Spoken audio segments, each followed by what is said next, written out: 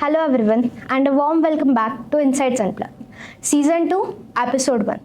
I am Yugmini Shah, your host for today from Corporate Connect Club, IBS Mumbai. Today's guest has built an entire company on a question most of us never stop asking about.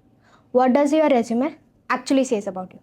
Yes, I am talking about Ms. Pooja Anandani, the CEO and founder of ResuMade, a career development company specializing in resume writing, LinkedIn profile makeover, interview preparation, and personal branding. What makes Pooja's story even more interesting is where she started. With a background of accounting and finance and a master's degree in finance, she started her career as a corporate audit officer at Asian Paints, even exploring blockchain technologies before walking away from the security role right in the middle of the pandemic to build ResuMade from scratch in October 2020. Since then, she has been working with various clients across countries. Also, she has been judging competitions including debate competition, prestigious national level competitions like HULT prizes, to name few. She has also mentored students from NMIMS, Jio Institute, EXIM, Vijayabhumi University, Gargi College, and so on. These are just tip of the icebergs. Ms. Pooja has also been recognized as the Entrepreneur of the Year in July 2025 and also been delivered a TEDx talk titled Resume That Reflects You. For a room full of soon-to-be MBA graduates thinking about resumes, interviews, and personal branding, there is perhaps no one better to learn from. Pooja, welcome to the show. Thank you so much for having me over. It's a privilege to have you, ma'am. I'm so glad I'm here. So, Pooja, let's start with the questions. Yes, please. So, what's one decision in your career you are most glad you took? Of quitting my job. So I realized that during the pandemic, because there were so many pay cuts, there were job slashes, people were unemployed, there was so much of uncertainty across the globe. It was a global level crisis where we don't know what is the future tomorrow.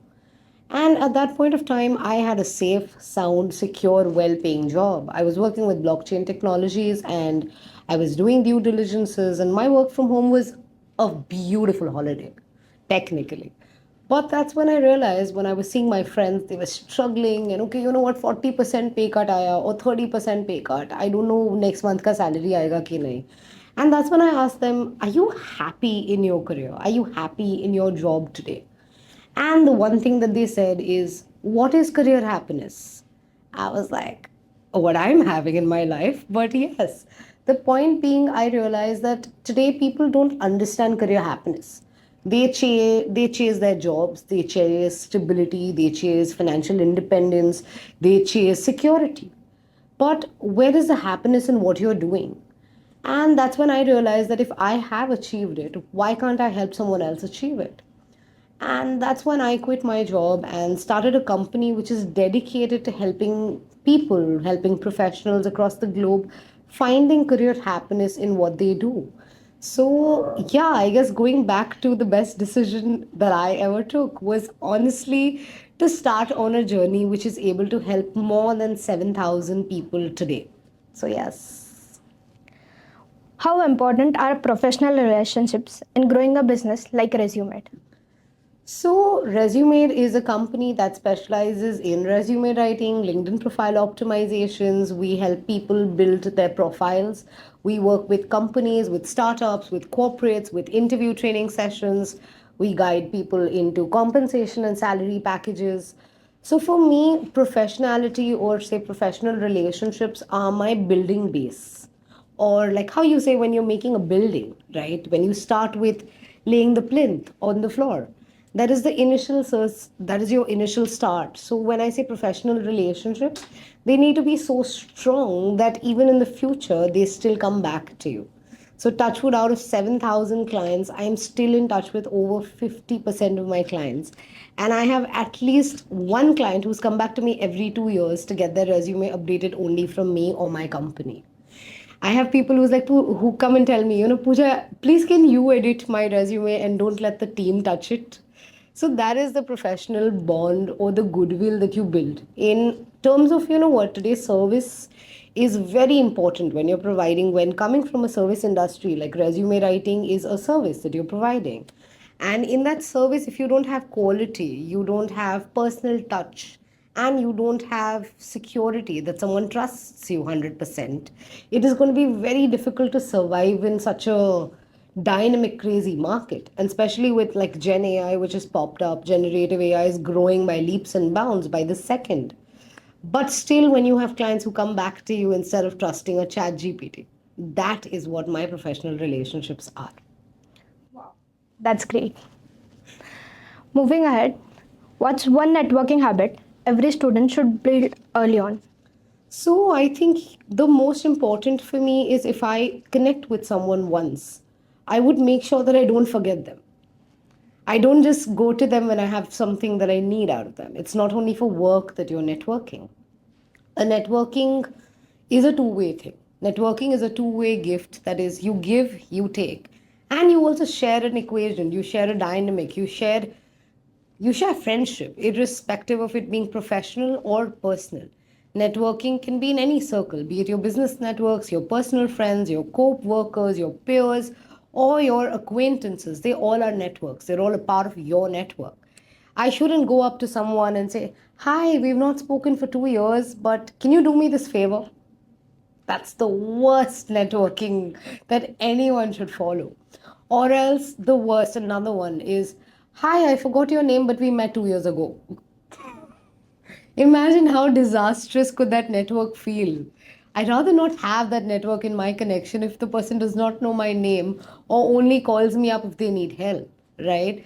So, as students or as people who are ascending their career ladders, once they get into a first organization and probably, they move out after a couple of years, they shouldn't forget those peers, they shouldn't forget those friends or the managers that they had over there. And even though they've moved to different organizations, you should still touch base with them. Not for work, not for listen, put my CV into the system. No, not like that. So, yeah, I think that's a networking idea that I would suggest. Yes, everyone has noted that thing. How should students approach their LinkedIn differently from their resume? So, a LinkedIn is actually like a Pandora box. There are so many features that are not a part of your resume. So, starting from, say, a banner, a profile photo, a header, profile summary, you have a featured section, you have core competencies, work experience, languages, projects, and there is so much more space for writing and showcasing what you do. So, on a resume, how many skills can you put? 8. Very close. We put 10 to 12. But on LinkedIn, you have a ground to put 100 core competencies. So imagine if a student only highlights his professional experience or his professional competencies and not the interpersonal ones. LinkedIn gives you a space to highlight all of them at one place. So I literally tell people we have 26 alphabets, A to Z. Even if you take 3 competencies per alphabet or 3 skills per alphabet, still you have ground to cover more. So, say A can be adaptable, B can be business transformation, C is communication skills, D is data driven decision making, E is emotional intelligence, F is flexible approach, and so on and so forth. Along with that, your technical skills also are a part of your core competencies. So, say like a Java, a C, Canva, Lightroom, Photoshop, SAP, Navision, Tally, whatever you have learned. Because the technical skills come in as technologies used or learned on the resume. But because it's a skill that you've honed over the last few years or you're learning and you have practical approach and work, you can use it as a skill on LinkedIn. That's the first aspect. Secondly, the major aspect which I love is the featured section. So, a feature becomes like a badge of honor, anything that you have done which is so personal to you and yet so important for the world to know. So, if I have been featured on Aaj Tak, it's not a part of my resume, but it is majorly a part of my LinkedIn. Today, my TEDx talk, it is a part on my featured section on LinkedIn, be it even my award receiving from the government of Maharashtra, and so on and so forth. So I feel the featured section. So if I'm an international certified career counselor, I'm an ICCC. It is on LinkedIn as a featured and still does not make it like a wow factor on my resume. So a LinkedIn is a groundswell. Be it people approaching. Now, a resume does not have hands and feet to go walking to people and say, hello, I'm here, right? But on LinkedIn, you can approach people so easily. Building networks, building connections is so easy. Today, 75% of the world's population is on LinkedIn. So imagine how much of networking can you do and so easily at just one click. So yeah, that's how you should approach it. That's great. I'm just fascinated by the answers you are giving, ma'am. Next question, ma'am. What does the job market looks like for a fresher in 2026? What does your core competency look like in 2026? Are you just one? Do you have one core strength or competency, or are you like a jack of all and master of none? Imagine jobs are very specific when they say a job description, but because it's a fresher, they really don't know where do they want to go. They want to explore every market. Acha chalo customer conversations karte hain. Let's be a part of customer support like a CS, or else chalo let's try marketing because I have specialized in marketing, or let's go something unconventional. Let's become a dance movement therapist. Imagine one candidate wanting to do everything. The job market is going to be hazy for them because they don't have clear direction of what they want to do. Today, a company is very specific to what they want. But are you the best candidate for them is upon you of how you hone yourself. How do you use your skills? So I feel job markets are opening up. India has a lot of potential and a lot of scope because we are growing. We're growing by leaps and bounds every single day with our with everything that's happening with the economy, with the inventions, with every sector, be it pharmaceuticals, we're growing and evolving. And there are jobs which are being created every single day. But every year you have so many amount of freshers who are graduating. Your competition is not the availability or the scarcity of jobs. It is the number of candidates who are applying. So yeah. That's great, ma'am. We'll work on the skills as well and also focus on the opportunities which would be coming. Could you just tell us about ResuMade's UK partnership and what it focuses on? So, coming to this question, it's a beautiful one. So, ResuMade as a company has recently partnered with a company called Techmatron's Courses, which is from UK.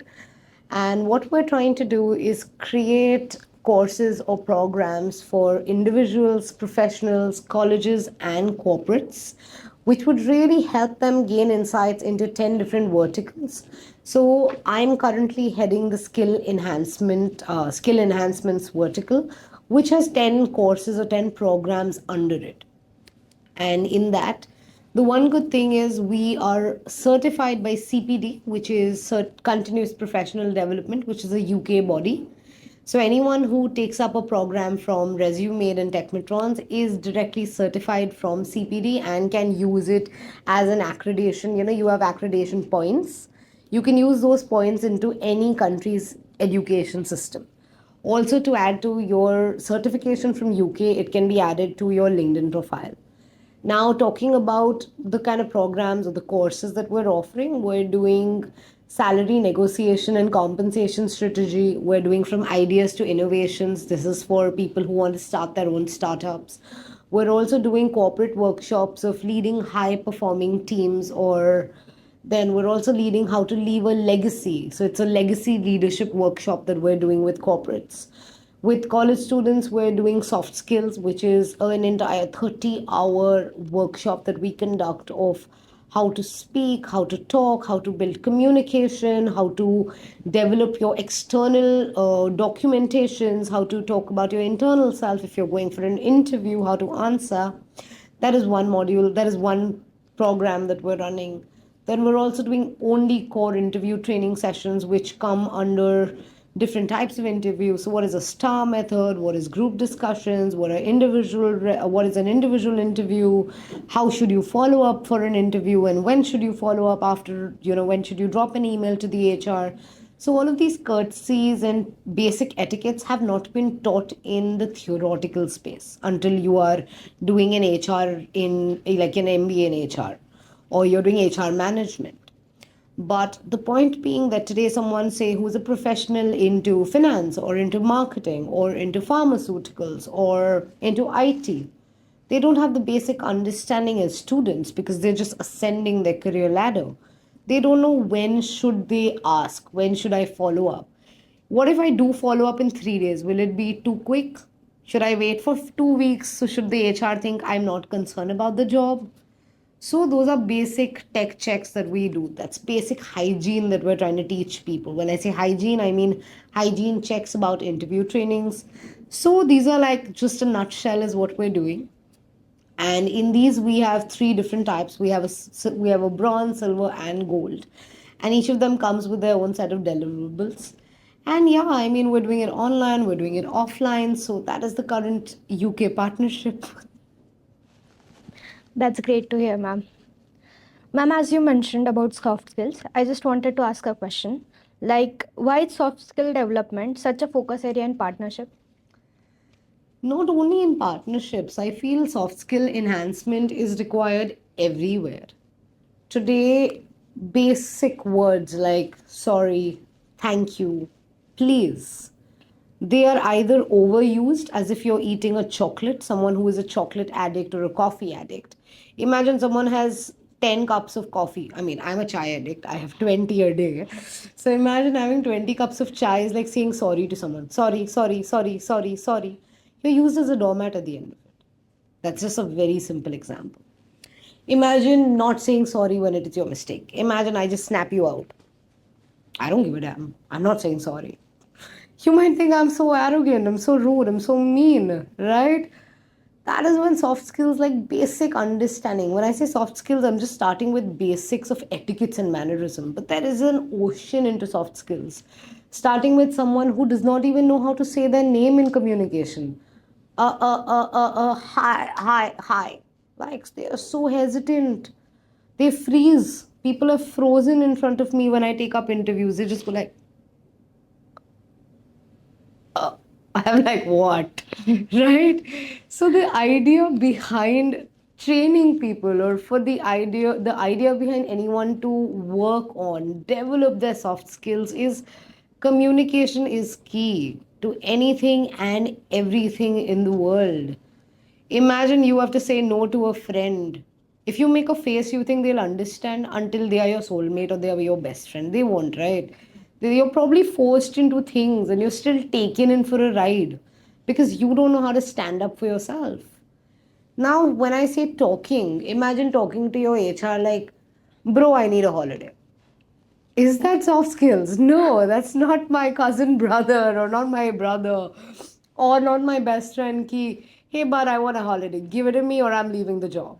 Is that working? No, right?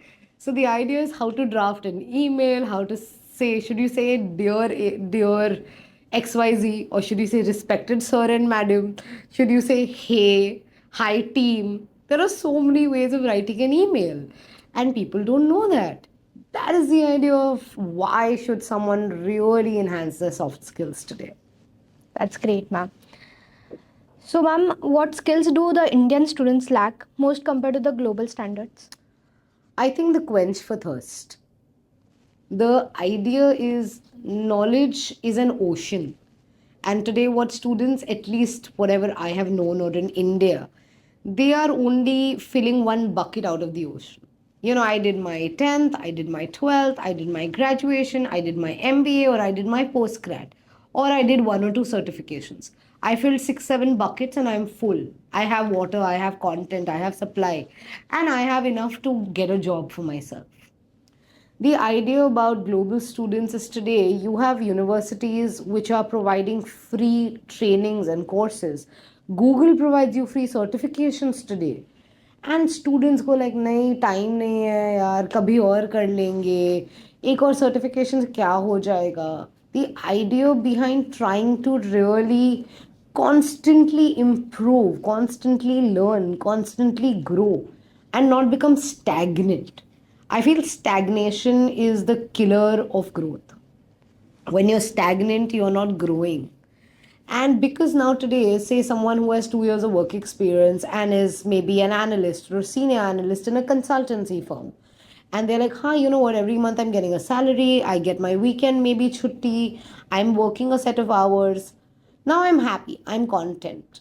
But are you constantly growing and learning beyond working for your company or for the client that you're catering to? Where is your individualistic learning beyond the practical that you're doing at your workplace? Like maybe, over the weekend, take up a program from Coursera or from Udemy. You have free programs, you have trainings for weekender trainings, you have 2 2 hour programs. Maybe learn a different language, learn an international language. You can learn Spanish, you can learn Japanese, you can start with French. Start learning. Never stop your quench for learning, the thirst for learning, the greed. I tell people be greedy today. Whatever opportunity you get, maybe you're working somewhere as a full time, but still, if you have a chance to, maybe do a CSR activity, a corporate social responsibility, take up more, do more, create more value. That is what I see is lacking today. As you said, ma'am, but students being in college, it's very difficult for them to just manage everything. What do you think? How then they can work on that? Now imagine as students, 50% of you are from the same city, I'm assuming. You have a shelter on your head, you have food to eat, you have parents who are nurturing and catering and looking after you, right?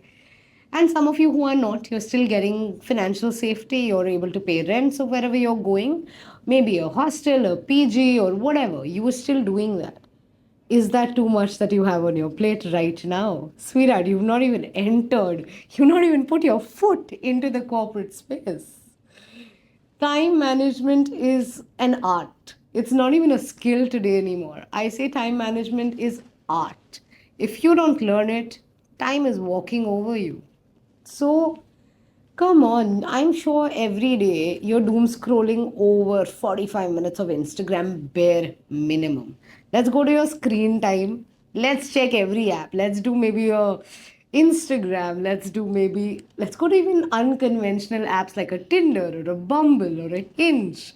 How much time do we spend doom scrolling? Right? Swipe right, swipe left. Why don't you go to a different why don't you go into a different website and swipe yes and take up a program or a course which will add value to your life, not just for time pass. So, initiatives. Let's go with initiatives. You can do corporate social responsibility without being in a corporate. You can do plastic collection drives, you can do educational drives, you can do going into a children's orphanage as a basic, and they are considered as volunteering activities. You can also work in with companies. Today there are jobs online which are being offered. Today there are internships. How, if you're in an MBA program, you have to do an internship and you will do it no matter what because it's a compulsion. Why do you look at anything for learning as not compulsion? Say you're doing it for yourself, it's for your own growth. And if you want to see yourself 10 years down the lane at a certain level, at a certain goal, automatically you will start investing time in your own self for your own self growth. That's great, ma'am. We'll definitely inculcate that. So, we'll go for a Can we situational cut this round. one? I mean, after this question, I like my answer, but I'm just little. We'll have a situational round. Okay. First scenario, a student has one strong resume but is applying to very different roles. One resume is okay or two? Let me ask you again, very practical question. Okay, let me give you my example. I am an artist. So when I say artist, I am a writer. I am publishing my first rom-com book. It's called Just Another Prem Kahani by Pooja Anandani. That's part one. I'm a canvas painter. I'm a knife painter. I'm a sketch artist. I sketch MJ all the time. I'm a Bharatanatyam dancer. I've been learning for over 25 years of my life. I'm currently learning a percussion instrument. I'm learning a mridangam, which is a Carnatic percussion instrument. This is my creative artist side. Then, on my financial side, I was an internal auditor. My core is finance. Now, going to the business side, I am a CEO. I mentor students. I train students. I write resumes. I build LinkedIn profiles. I take up interview training sessions. Do you think all of this can fit into one resume? Definitely not. So the answer is right here. If you're specializing in one thing, if your resume is so strong, but it's got so much in it, right? Imagine I'm putting in marketing, I'm putting in customer service, I'm putting in interpersonal skills or projects that I've done. I understand when, you know what, when we're talking about a resume, one good resume is supposed to be for one position. Period. And that's it. You cannot have the same resume for 20 positions. Now, one company requires 2 years of work experience for a marketing chap, whereas another company, like maybe one of the best in India, requires 6 years for the same role. How does your resume fit everything? Imagine today what you're wearing. I will not fit into that. You will not fit into my clothes. We're not the same size. So, why is the resume custom tailored fit for every piece of every job you're applying to?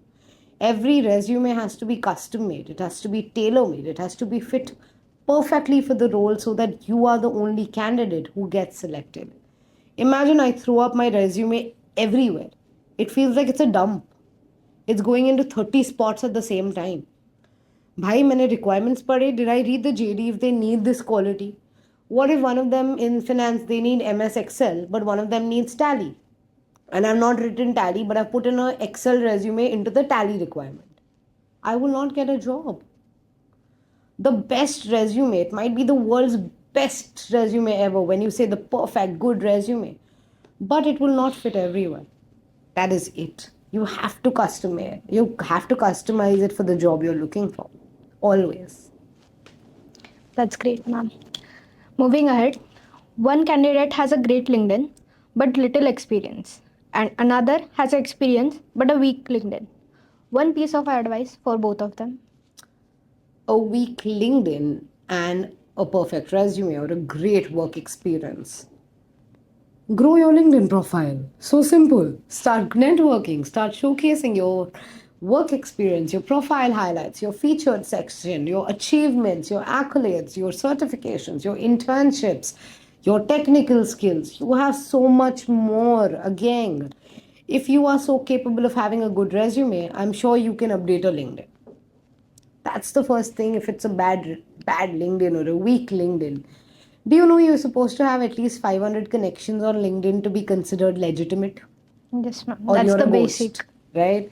So imagine if someone has 300 connections, it still sounds like, should I trust, should I not trust? If I don't have a one also mutual with them, I will not accept it.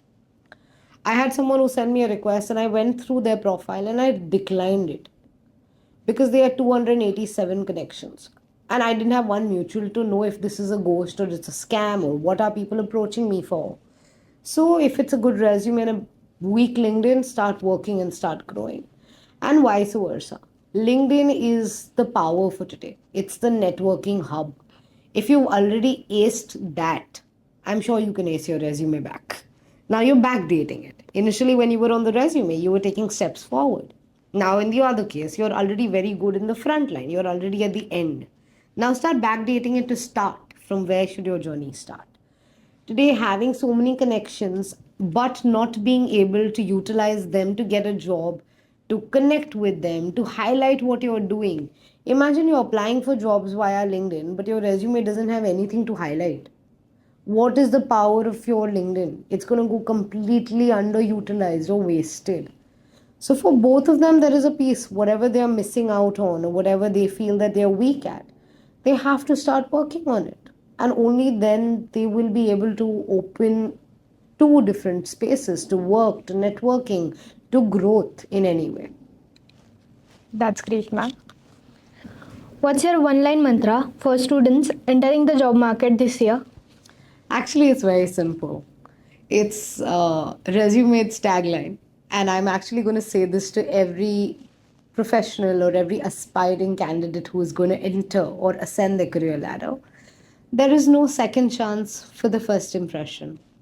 So when you enter your workspace for the first time ever, after getting your job letter, offer letter, and after you accept it, and it's your first day of work, make sure that you create the best impression ever. Be it your communication skills, be it your personality, be it your persona, be it your own way or your overall, your demeanor of how you're carrying yourself. Imagine I go in slouchy at my workplace. Hi, my name is Pooja. Hi, my name is Pooja, and it's a pleasure to meet you. Imagine I have a running nose. Excuse me. Hi, my name is Pooja. Oh, I don't want to talk to you. It's so cringy. Right? So it's so much more about how you present yourself and you carry yourself. You can't be perfect at what you are going to do. Your job is not going to be 100% perfect. But what you are going to do is you're going to learn on that journey. So it's your day one. Imagine you're going to like kindergarten. That excitement, that zest of learning something new, the zest of making new friends. Treat it exactly like that. And that is when you create an impression that has to be lasting forever and a good one. So, yeah, that's about it. Thank you so much, Pooja, for your great insights. Thank you very much for having me over. Thank you for watching. Do like, share, and subscribe our channel. Until next time, stay tuned.